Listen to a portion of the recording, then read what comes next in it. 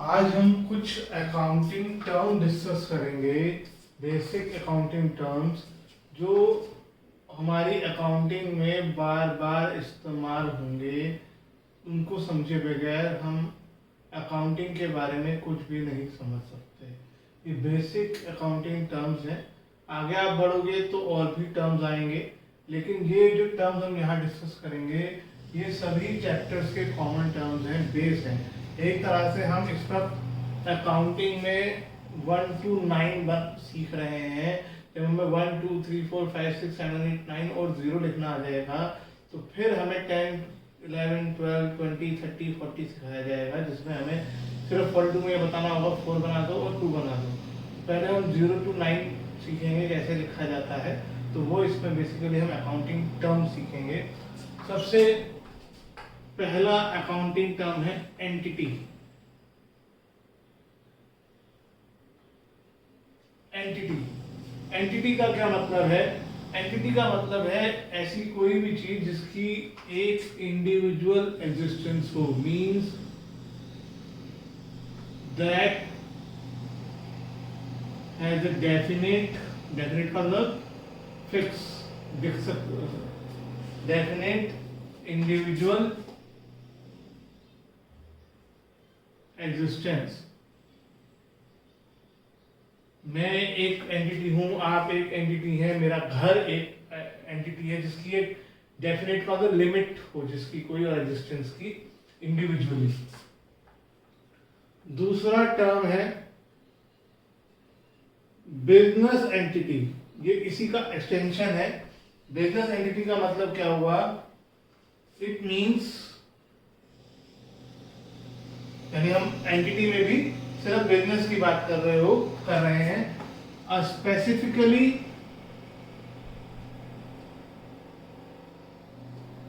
Identifiable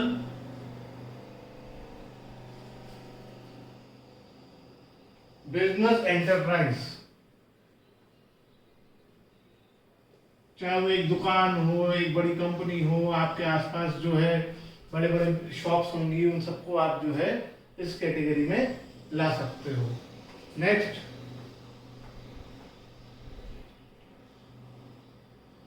transaction. What is the transaction? ये term आप बार बार सुनोगे। तो ट्रांजैक्शन क्या है? कोई भी इवेंट दो एंटिटीज के बीच में जिसको आप मनी में मेजर कर सको, वो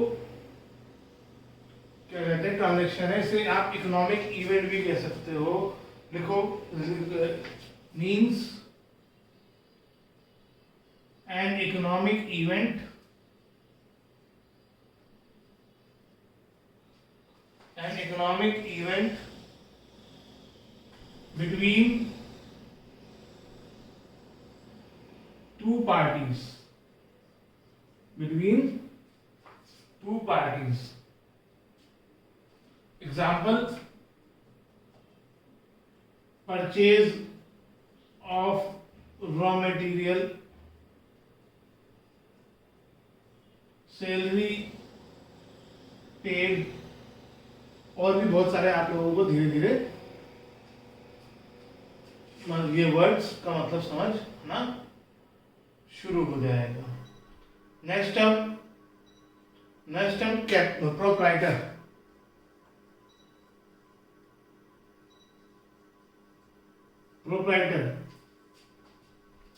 प्रोप्राइटर एक भी हो सकता है और बहुत सारे भी हो सकते हैं, इसलिए मैंने ब्रैकेट में एस भी लगा दिया है।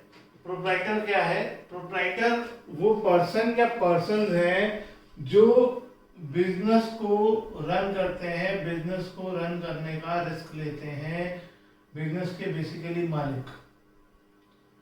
ठीक है, बिजनेस के जो मालिक होते हैं वो प्रोप्राइटर कहलाते हैं। प्रोप्राइटर एक पर्सन भी हो सकता है और बहुत सारे पर्सन भी हो सकते हैं। A person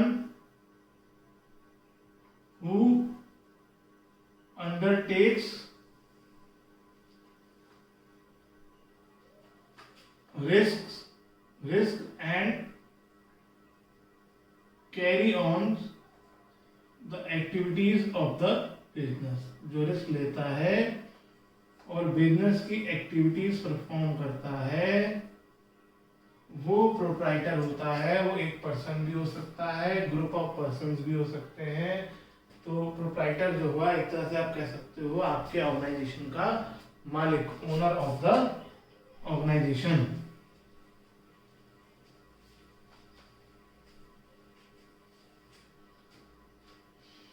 नेक्स्ट टर्म है कैपिटल। अब ये वर्ड थोड़ा सा हमने बिजनेस स्टडीज में पढ़ा था, अकाउंट से पहली बार आ रहा है और इसके बाद बार बार आता जाएगा। Amount invested by the proprietor in the business. Business में प्रोप्राइटर ने जो भी पैसा लगाया हुआ है वो कैपिटल है। एक और बात आपको समझनी है कैपिटल के बारे में कि बिजनेस स्टडीज में और इकोनॉमिक्स में भी आप ये टर्म पढ़ोगे, लेकिन वहां पे इस टर्म का मीनिंग अलग है और यहाँ पर इस टर्म का मीनिंग अलग है। अकाउंटिंग में कई वर्ड्स का मीनिंग बदल जाता है जब आप अकाउंटिंग पॉइंट ऑफ व्यू से बात करते हो। जब बिजनेस के पॉइंट ऑफ व्यू से बात करोगे तो कैपिटल का मतलब है जितना पैसा भी बिजनेस में लगा है, चाहे आपने ओनर ने अपने घर से लाके लगाया हो या किसी से लोन लिया हो, दोस्त से, भाई से, बैंक से, वो सब कैपिटल है।